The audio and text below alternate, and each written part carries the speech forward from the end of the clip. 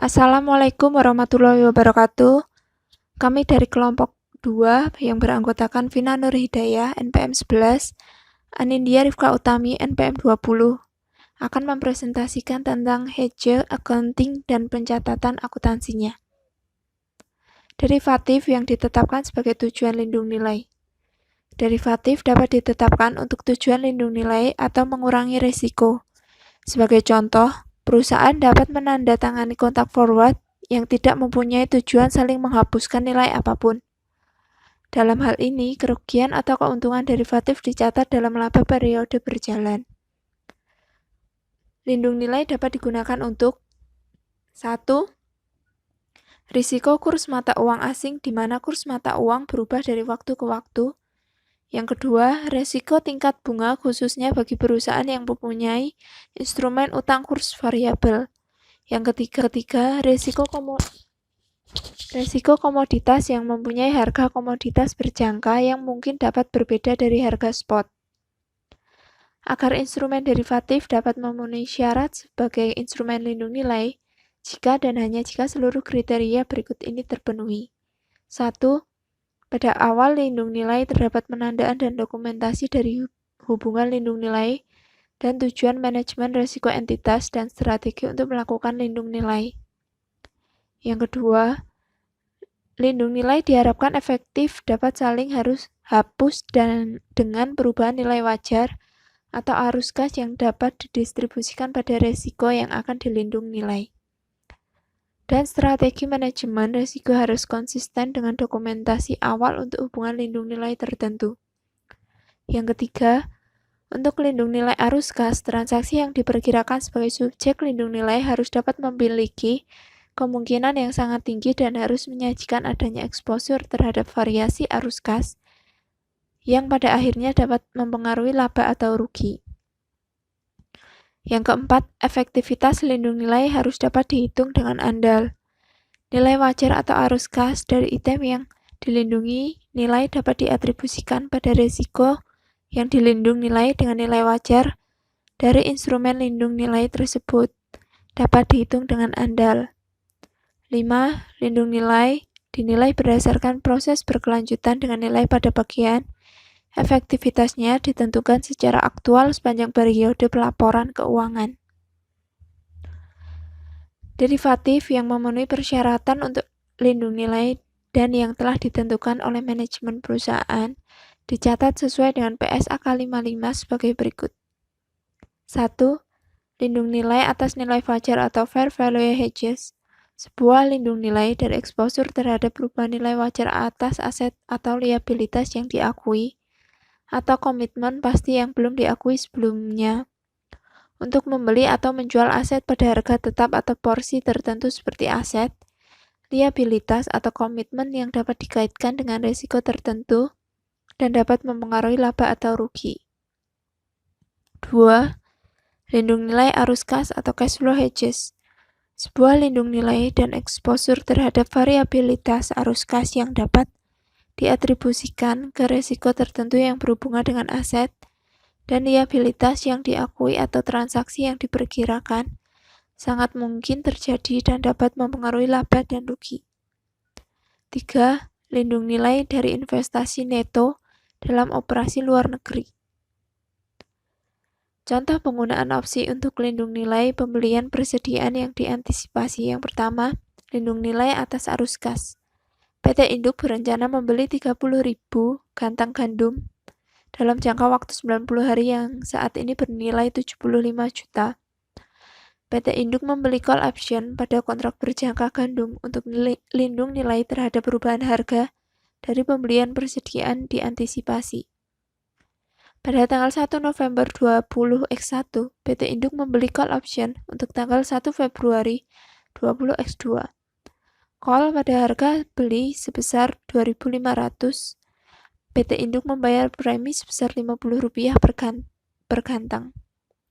Dengan total biaya sebesar Rp1.500.000, call option tersebut mempunyai jumlah nasional sebesar 30.000 kantang gandum. Gambaran dari lindung nilai ini sebagai berikut. Instrumen lindung nilai yaitu call option atas kontrak berjangka gandum item yang dilindungi nilai, pembelian gandum yang diperkirakan. Kemudian jenis lindung nilai adalah lindung nilai atas arus kas. Variabel pokok yang mendasari yaitu harga 1 kantong gandum. Kemudian jumlah nasional 30.000 kantong gandum.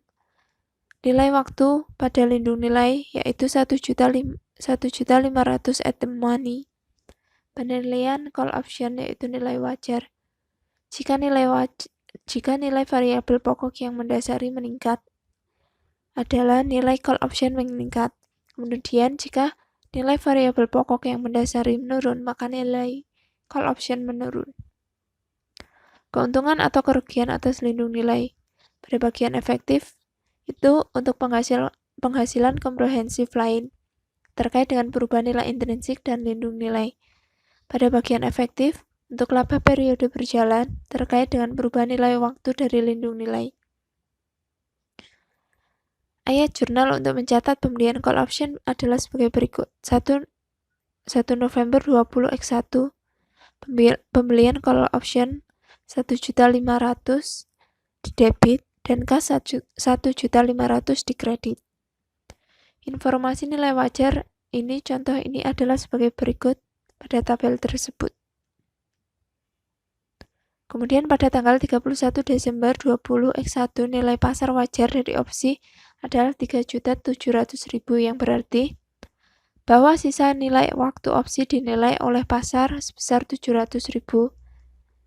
Pada PSAK 55 menyatakan bahwa pengurangan dari bagian nilai waktu derivatif sebesar 800.000 diakui sebagian bagian laba periode berjalan.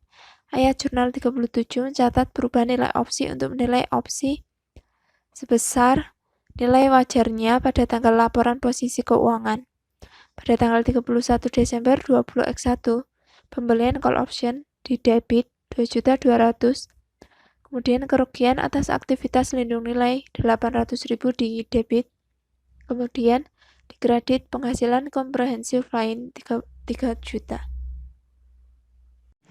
Selanjutnya, akun penghasilan komprehensif lain digunakan untuk menyimpan nilai intrinsik keuntungan atau kerugian dari lindung nilai atas arus kas sampai direklasifikasi ke dalam laba saat transaksi yang dilindungi nilai mempengaruhi laba tersebut. Kemudian, pada tanggal 1 Februari 20X2, akhir dari periode 90 hari, harga gandum sebesar 2.580 per gantang. Penurunan nilai intrinsik dari call option ini dicatat sebagai berikut. Nah, untuk pencatatan jurnalnya pada tanggal 1 Februari 20X2 yaitu penghasilan komprehensif lain di bagian debit dan pembelian call option di bagian kredit sebesar Rp600.000. Nah, untuk mencatat penghasilan komprehensif lain tersebut itu diketahui dari pembelian gantang yaitu sebanyak 30.000 dikali dengan harga belinya. Harga belinya ini sebesar 2.580 dikurangi dengan harga beli yang sebelumnya yaitu pada tanggal 31 Desember 20X1 sebesar 2.600. Kemudian menghasilkan Rp600.000. Kemudian yang selanjutnya ayat jurnal berikutnya mengakui berakhirnya jumlah yang tersisa yaitu Rp700.000 dari nilai waktu pembelian call option karena opsi tersebut kini sudah kadaluarsa. Nah, sisa nilai waktu ini dapat diketahui pada perhitungan nilai wajar halaman 46. Kemudian jurnalnya pada tanggal 1 Februari 20X2 yaitu kerugian atas aktivitas lindung nilai pada bagian debit dan pembelian call option pada bagian kredit sebesar Rp700.000. Jadi jurnal ini itu untuk mengakui kerugian atas sisa nilai waktu pembelian call option yang kini sudah kadaluarsa. Selanjutnya, PT Induk sekarang memutuskan untuk menjual kontrak sebesar nilai intrinsiknya yaitu Rp2.400.000.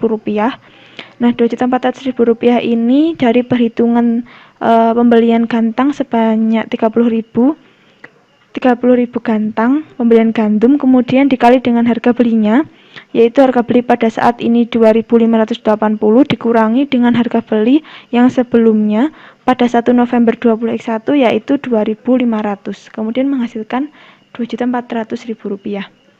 Nah, selain itu PT Induk ini membeli 30.000 kantang gandum pada harga pasar saat ini sebesar 2.580 per kantang. Untuk jurnalnya sendiri pada 1 Februari 20X2 yaitu kas di bagian debit sebanyak Rp2.400.000 dan pembelian call option di bagian kredit yaitu Rp2.400.000. Ini digunakan untuk mencatat penjualan call option. Selanjutnya, PT Induk ini sekarang membeli 30.000 kantang gandum pada harga pasar saat ini sebesar Rp2.580 per kantang. Untuk jurnalnya yaitu persediaan gandum di bagian debit sebesar Rp77.400.000, kemudian di bagian kredit yaitu kas sebesar Rp77.400.000. Nah, hasil ini tuh diketahui dari 30.000 kantang gandum yang dibeli itu dikalikan dengan harga pasar saat ini yaitu Rp2.580 per kantangnya. Selanjutnya, akhirnya PT Induk ini kemudian menjual gandum pada harga Rp100 juta dan mencatat penjualan tersebut serta jurnal reklasifikasi dari penghasilan komprehensif lain yang timbul dari pembelian call option. Untuk jurnal yang pertama yaitu kas di bagian debit dan penjualan di bagian kredit yaitu sebesar Rp100 juta. Ini untuk mencatat penjualan 30.000 kantang gandum. Kemudian jurnal yang kedua yaitu beban pokok penjualan di bagian debit dan persediaan gandum di bagian kredit yaitu sebesar Rp77.400.000. Ini untuk mengakui harga pokok dari gandum yang dijual. Kemudian jurnal yang ketiga yaitu penghasilan komprehensif lain reklasifikasi di bagian debit dan beban pokok penjualan di bagian kredit sebesar Rp2.400.000. Jurnal yang ketiga ini untuk mereklasifikasi penghasilan komprehensif lain dari lindung nilai atas arus kas ke laba. Selanjutnya, ada contoh kontrak opsi untuk lindung nilai efek yang tersedia untuk dijual. Asumsikan bahwa pada tanggal 1 Januari 2021 PT Induk membeli 100 lembar saham PT Anak dengan harga perolehan sebesar Rp25.000 per lembar saham. Perusahaan mengklasifikasi saham tersebut sebagai efek tersedia untuk dijual karena perusahaan tidak berniat untuk menjual saham tersebut dalam waktu dekat. Untuk melindungi nilai saham dan penurunan nilai investasi, maka pada tanggal 31 Desember 2021 perusahaan membeli premi sebesar Rp300.000 put option atau opsi jual at the money yaitu harga opsi sama dengan harga pasar saat ini yang memberikan perusahaan hak tetapi bukan kewajiban untuk menjual 100 lembar saham PT Anak dengan harga Rp30.000 per lembar. Opsi tersebut jatuh tempo pada tanggal 31 Desember 20X3. Nilai wajar dari investasi dan opsi tersebut adalah sebagai berikut. Berikut tabelnya, tabel perhitungan nilai wajarnya. Untuk lebih jelasnya dapat dilihat pada buku halaman 48. Untuk nilai pasarnya ini diperoleh dari harga pasar saat ini. Kemudian untuk nilai intrinsiknya ini merupakan selisih antara harga pasar saat ini dengan harga opsi dikalikan dengan jumlah lembar sahamnya. Kemudian untuk nilai waktunya ini diperoleh dari selisih antara nilai pasar opsi dan nilai intrinsiknya. PT Induk menentukan efektivitas lindung nilai berdasarkan pada perubahan nilai intrinsik opsi. Ini merupakan metode yang dapat diterima untuk menentukan efektivitas dengan opsi karena nilai akhir dari opsi yang berbasis pada harga dari aset yang mendasari yang dalam contoh ini yaitu saham PT Anak. Untuk tabel analisis efektivitas lindung nilainya lebih jelasnya dapat dilihat pada buku halaman 49. Selanjutnya ada jurnal untuk mencatat asumsi tadi. Yang pertama yaitu pada tanggal 1 Januari 2021 jurnalnya yaitu efek yang tersedia untuk dijual di bagian debit sebesar Rp2.500.000 dan kas di bagian kredit sebesar Rp2.500.000. Ini untuk mencatat pembelian 100 100 lembar saham PT Anak pada harga 25.000 per lembarnya. Kemudian 31 Desember 2021 jurnalnya ada dua. Yang pertama yaitu efek yang tersedia untuk dijual di bagian debit dan penghasilan komprehensif lain di bagian kredit yaitu sebesar Rp500.000. Mark to market saham PT Anak sebesar 30.000 dan mengakui penghasilan komprehensif lain sesuai dengan PSAK 55.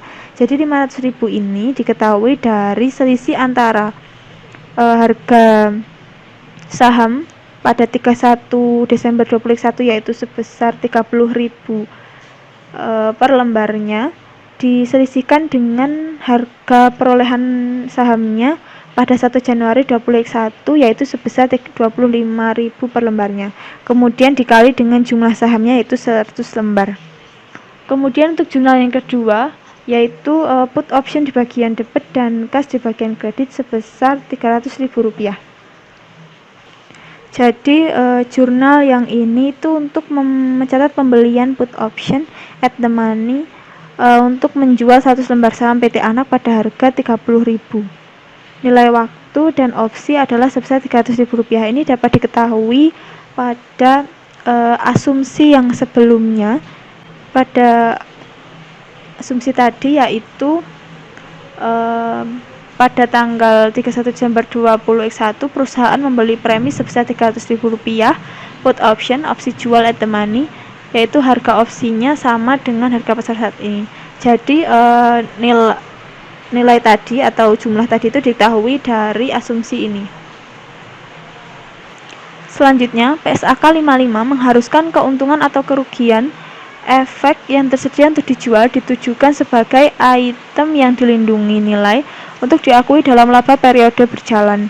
Dalam ayat jurnal 46, nilai market to market untuk efek yang tersedia untuk dijual ini diakui dalam penghasilan komprehensif lain sesuai dengan PSAK 55.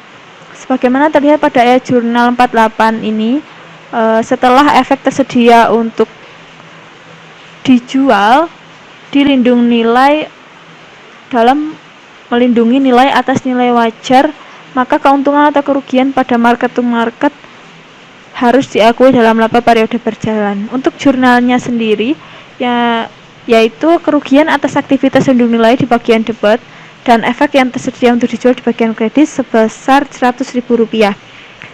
Ini untuk mencatat penurunan nilai wajar untuk saham PT Anak sesuai dengan PSAK 55 yang diperoleh dari selisih antara harga sahamnya yaitu harga saham 31 Desember 2021 sebesar Rp30.000 kemudian diselisihkan dengan harga saham pada 31 Desember 20X2 yaitu sebesar Rp29.000. Kemudian selisihnya tadi dikalikan dengan jumlah sahamnya yaitu 100 lembar. Nah, ini dapat dilihat pada perhitungan nilai wajar pada halaman 48.